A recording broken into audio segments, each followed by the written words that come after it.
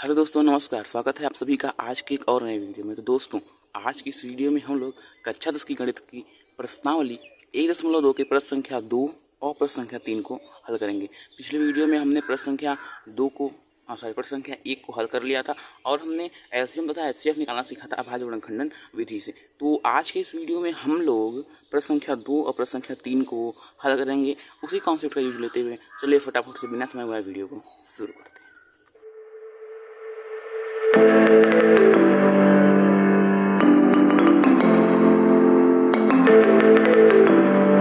तो दूसरे प्रश्न में क्या कह रहा है कि पूर्णांकों के निम्नलिखित युग्मों के एलसीएम तथा एचसीएफ ज्ञात कीजिए तथा इसकी जांच कीजिए कि ये संख्याओं का गुणनफल बराबर एलसीएम गुणे एचसीएफ है।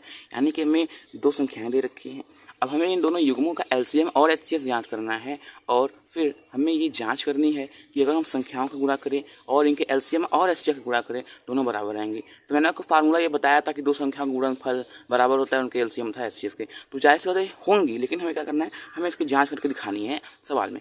तो पहले हम लोग इसका एलसीएम और एचसीएफ निकालते हैं। तो एलसीएम और एचसीएफ निकालने के लिए हमें सबसे पहले क्या करना पड़ता है, अभाज्य गुणनखंड करना पड़ता है इन संख्याओं का। ठीक है, तो अभाज्य गुणनखंड कैसे किया जाता है, अभाज्य गुणनखंडन की जो मैं तरीका है मैं बता चुका हूँ। तो मैंने आपको ये बताया था कि अगर आपको एलसीएम का एचसीएफ निकालना है तो जब अभाज्य गुणनखंडन है आप यहाँ पे नहीं करेंगे। ठीक है, आप रफ में कर लीजिए अभाज्य गुणनखंडन। आप वहाँ से सीधे जो वैल्यूज़ हैं वो उठा के यहाँ पर रख दीजिए इसका, इनके अभाज्य गुणनखंडन का। तो पहले हमें 26 का निकालना है, तो हम लोग पहले 26 का अभाज्य गुणनखंडन कहाँ निकाल लेंगे, रफ में निकाल लेंगे। तो चलिए हम 26 का निकालते हैं।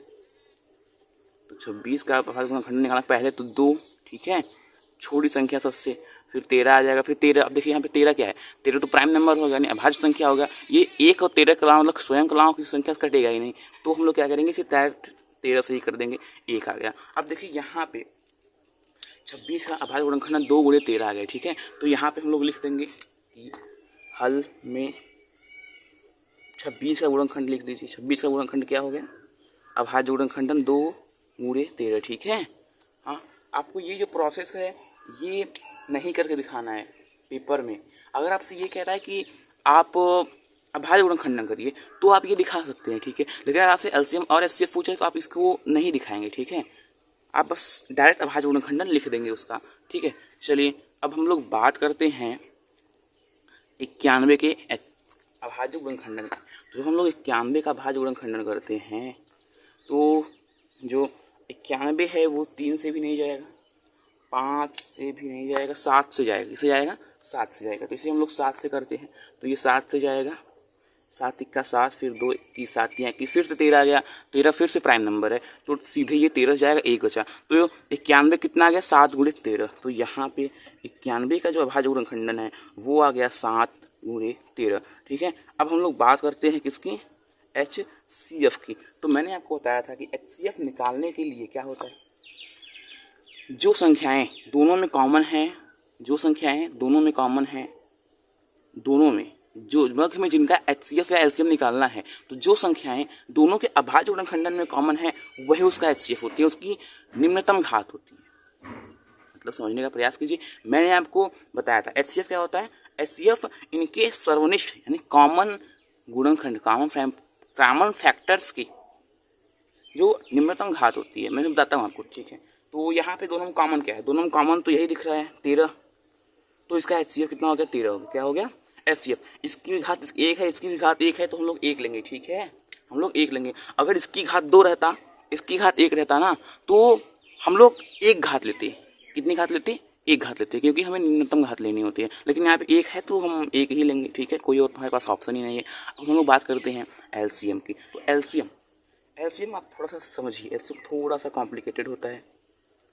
अब देखिए एलसीएम निकालने के क्या करेंगे, जो संख्या सभी में है चाहे कॉमन हो या ना हो, जो संख्या इन दोनों के अभाज्य गुणनखंडन में आई है, आपको वो सारी की सारी संख्याएं यहाँ पे लिख लेनी है।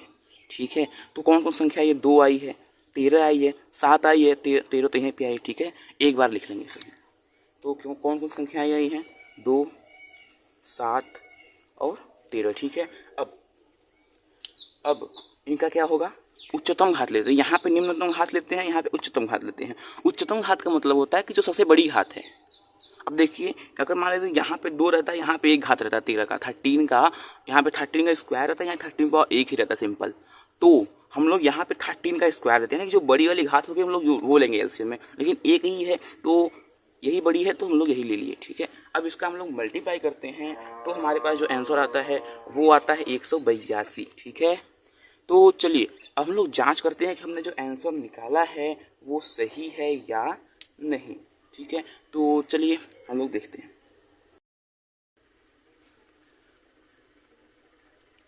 तो अब हम लोग जांच करेंगे।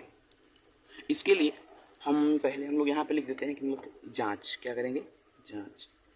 तो आपकी स्क्रीन पे इस समय एक सूत्र जो है वो आ रहा होगा, उसमें क्या लिखा है, जो दोनों संख्याओं का गुणनफल होता है, जो ए और बी है वो संख्या की वो क्या है, वो संख्याएं हैं।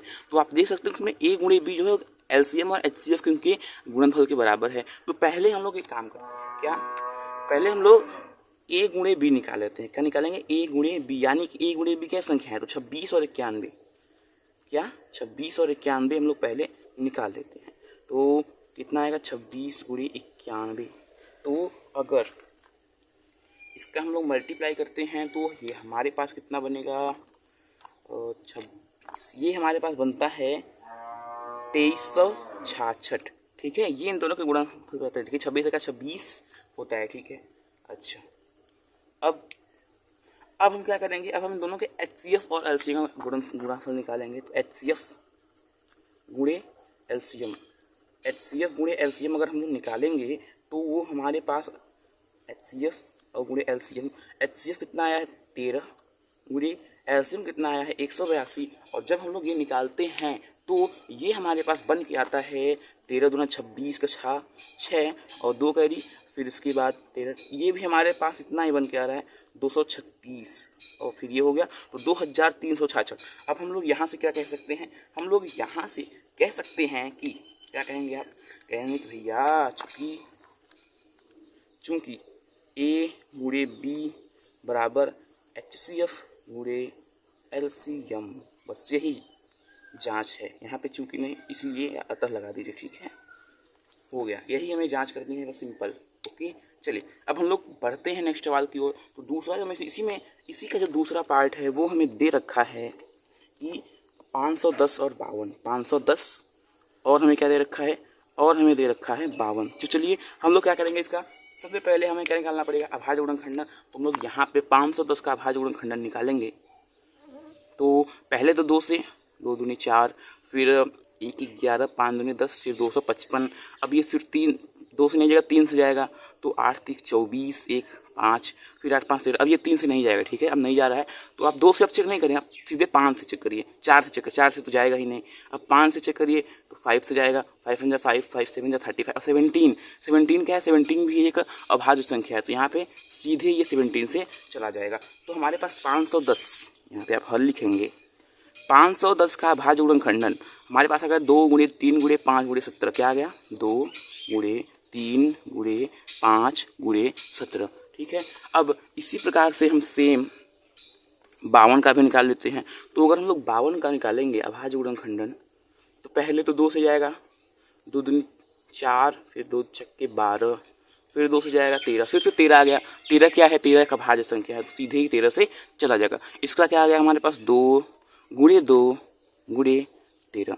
अब 2 गुणे 2 2 बार है, तो इसे हम लोग 2 की पावर 2 इंटू 13 क्या कर सकते हैं, लिख सकते हैं, ठीक है। चलिए अब हम लोग क्या करेंगे, अब हम लोग एचसीएफ और एलसीएम निकालेंगे। तो अब हम लोग यहाँ पर लिखते हैं एचसीएफ बराबर एलसीएम बराबर, ठीक है। अब एचसीएफ अगर हम लोग निकालना चाहें तो एचसीएफ मैंने आपको क्या बताया, जो दोनों में कॉमन है, इसमें देखिए हम लोग इसको देखेंगे और इसको देखेंगे, तो दोनों में कॉमन क्या है, 2 इसमें है, 2 इसमें है, 3 इसमें है, 3 इसमें नहीं है, 5 इसमें है, 5 इसमें नहीं है, 17 इसमें है, इसमें नहीं है, ठीक है। यानी केवल 2 कॉमन है। क्या कॉमन है, 2, ठीक है भाई, हमने 2 लिख दिया, जो कॉमन है वो लिख दीजिए। अब मैंने क्या बोला था, एचसीएफ में निम्नतम घात लेते हैं, मैं आपको बोल रहा हूँ, ठीक है, मैं आपको यहाँ लिख देता हूँ। एचसीएफ में क्या करते हैं, एचसीएफ में निम्नतम घात लेते हैं और इसमें अधिकतम, उच्चतम बोल लीजिए, अधिकतम बोल लीजिए। निम्नतम मतलब होता है जो कम है, अधिकतम मतलब जो ज़्यादा वाली घात है, ठीक है, वो हम लोग लेते हैं, ठीक है गाइस। अब अगर बताओ यहाँ पे 2 स्क्वायर है, यहाँ पे 2 है, तो दोनों में से कम कौन है? निम्न मतलब कम, अधिकतम मतलब ज़्यादा। तो 2 कम है ना, इसलिए हम लोग 2 की घात लेंगे। 2 की घात क्या है? 1 है, तो यहाँ पे हम लोग सिंपल 1 ही रहने देंगे। ठीक है। अब एलसीएम में क्या होता है? एलसीएम में जो जो संख्याएं हैं हम लिख लेते हैं। तो क्या क्या संख्याएं हैं? 2 गुणे 3, देखो इसमें 2 है, 3 है, 5 है, 17 है। हमें ये नहीं देखना पहले कि है कॉमन या नहीं है। ठीक है। और 2 इसमें हमने लिख लिया, 13 बचा क्या? 13। अब देखिए इसे आप थोड़ा सा सिस्टमेटिक ढंग से लिखिए, यानी कि ऐसे भी सही है। ठीक है। तो आप चाहे 13 को पहले लिख लीजिए 17 की, उससे का थोड़ा अच्छा लगे, हाँ हम छोटे से बड़े की तरफ बढ़ रहे हैं, लेकिन ऐसे भी आपका सही है। अब मैंने आपको क्या बोला? इसमें अधिकतम घात लेंगे। इसमें क्या लेंगे? इसमें अधिकतम घात लेंगे। वेरी वेरी इंपॉर्टेंट, आपको ये बात ध्यान रखनी है। तो बताओ क्या कॉमन है? 2 की स्क्वायर और 2 ही कॉमन है, 2 है। दोनों में से अधिकतम, दोनों से ज़्यादा घात किसकी है? 2 स्क्वायर की। तो यहाँ पे 2 स्क्वायर लिखेंगे। क्या लिखेंगे? यहाँ पे हम लोग 2 स्क्वायर लिखेंगे। यहाँ पे 3 है, 5 है, 17 है, इसे ऐसे ही रहने देंगे। अब अगर हम लोग इसका गुणा करते हैं तो ये हमारे पास बन के आता है 23,460। ठीक है। अब हम लोग क्या करेंगे? जैसे हमने पिछले में किया वैसे हम क्या करेंगे? इसकी जांच करेंगे। तो अगर हम लोग जांच करेंगे तो पहले क्या निकालेंगे? पहले a गुणे बी निकालेंगे। a गुणे बी यानी कि 510 गुणित 52। तो 510 गुणित 52 अगर हम लोग निकालेंगे तो वो हमारे पास आता है 46,920। ठीक है। अब इसी प्रकार अगर हम लोग HCF और LCM का गुणा निकालते हैं, यानी कि इसका 2 का, किसका? 2 का और 23,460 का जब गुणा निकालेंगे तो 2 0 0 6 2 12 का 1 कैरी, 4 2 8 9, 3 2 6 और 2 2 4। ठीक है। ये आ गया इसका आंसर। ठीक है। देखिए दोनों सेम आ रहे हैं। आप वैसे यहाँ पे लिख दीजिए कि अतः A गुणित B बराबर है HCF गुणे LCM के। ठीक है। तो हमें यही जांच करनी थी। चलिए अब हम लोग बढ़ते हैं आगे नेक्स्ट सवाल की ओर। तो ये सवाल हमें दे रखा है तीसरा, 336 और 54। क्या लिखा है? 336 दे रखा है और 54 दे रखा है। अब हम लोग क्या करेंगे? 336 का अभाज्य गुणनखंडन निकालेंगे। तो 336 का अगर आप अभाज्य गुणनखंडन यहाँ पे आप निकालते हैं तो 336 आप निकालेंगे तो पहले 2 बार जाएगा, 1 फिर 6 फिर 8, फिर 2 से निकालेंगे ये 84, फिर 2 से निकालेंगे ये 42, फिर 2 से जाएगा 21, फिर 3 से जाएगा ये 7, फिर 7 से आएगा ये। ठीक है। अब यहाँ पे हल 336 का जो हमारे पास आया वो आ गया 2 1 2 3 4 4, 2 की घात 4 गुणे 3 गुणे 7, मतलब कि 2 क्या है? 2 4 बार है तो हमने 2 की घात 4 लिख दी। इसके बाद क्या है? 54। 54 का अगर आप निकालते हैं, 54 का हम लोग निकालते हैं, चलिए ठीक है। तो 54 का अगर मैं निकालता हूँ यहाँ पे तो पहले 2 से जाएगा 27, फिर 3 से जाएगा 9, फिर 3 से जाएगा 3, फिर 3 से जाएगा 1। तो 3 कितनी बार है? 2 एक बार आया है, 3 कितनी बार आया? 3 बार। ठीक है। ठीक है। आई होप इतना आपको समझ में आ रहा होगा। ठीक है। अब यहाँ पे हम लोग क्या निकालेंगे? HCF। तो HCF अगर हम लोग निकालेंगे तो देखिए HCF क्या होता है? दोनों में जो घाती, दोनों में जो चीज़ें कॉमन है इसमें भी, अरे 2 है इसमें भी 3 है, तो 2 गुणे 3 आ गया। लेकिन मैंने आपको क्या बोला था?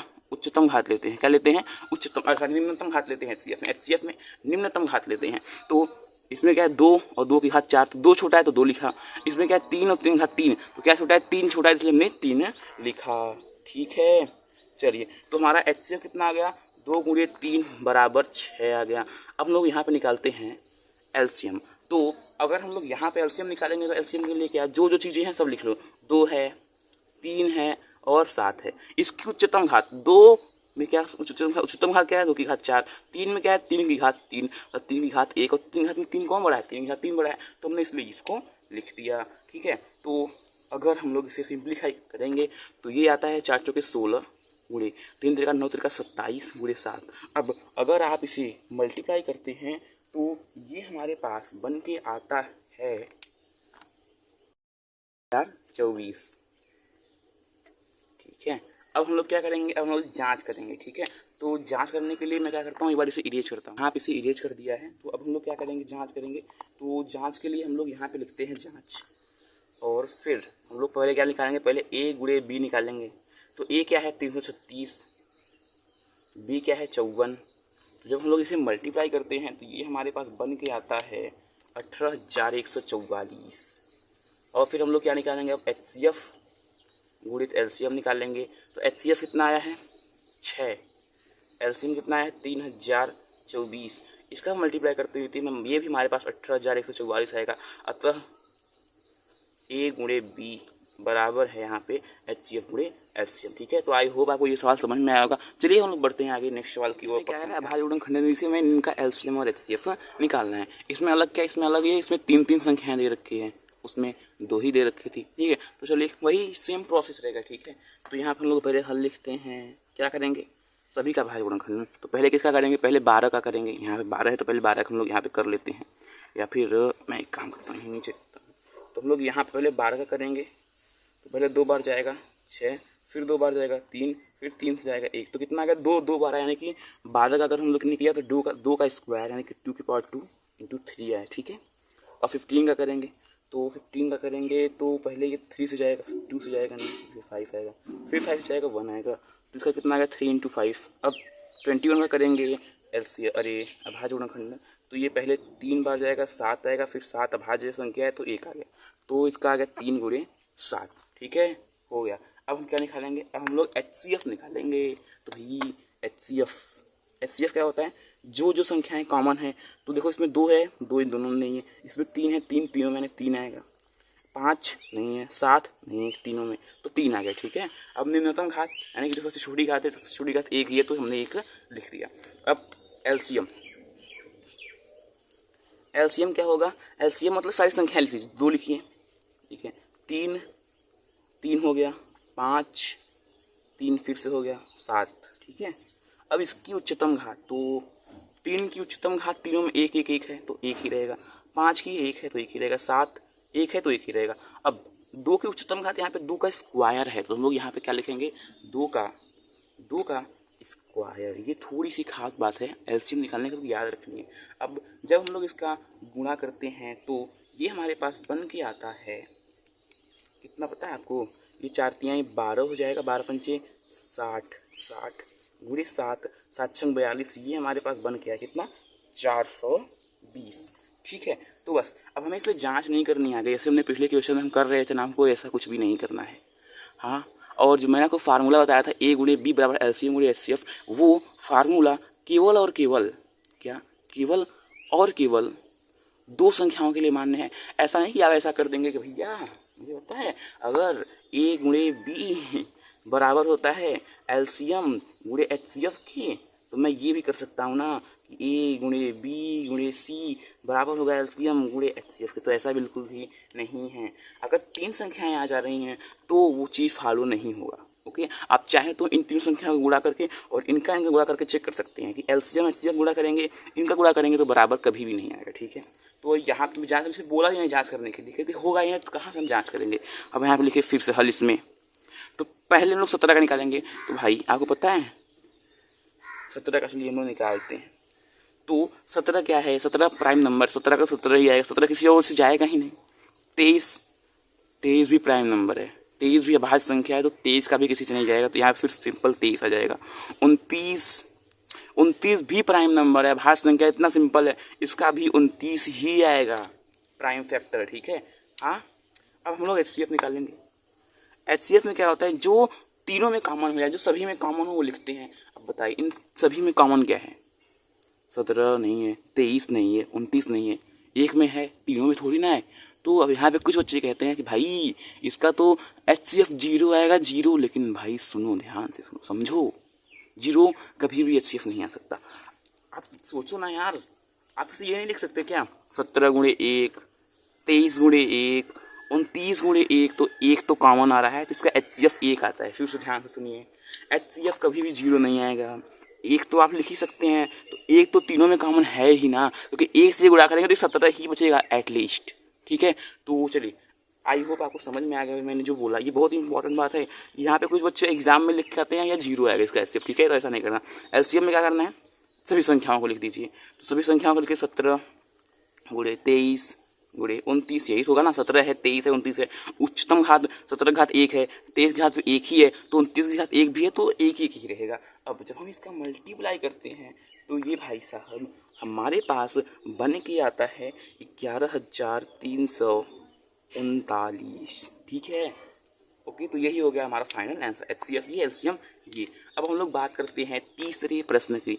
तो तीसरे प्रश्न में क्या कह रहा है कि हमें 8 का क्या निकालना है अभाज्य गुणनखंडन। तो 8 का तो बहुत सिंपल है यार, 8 2 से करेंगे 4, फिर 2 से करेंगे 2, फिर 2 से करेंगे तो 2 की घात 3 आ गया। कितना आ गया?